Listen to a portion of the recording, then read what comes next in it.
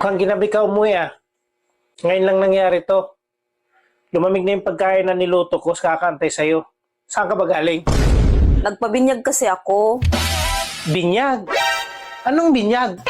Di ba nga, hindi ako nabinyagan ng mga magulang ko dati. Kaya tinulungan ako ng katrabaho ko.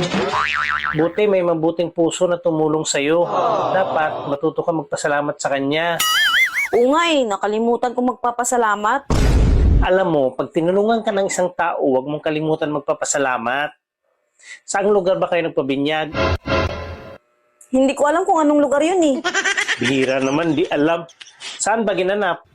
Pinapili kasi kami kung Econo room or garage room.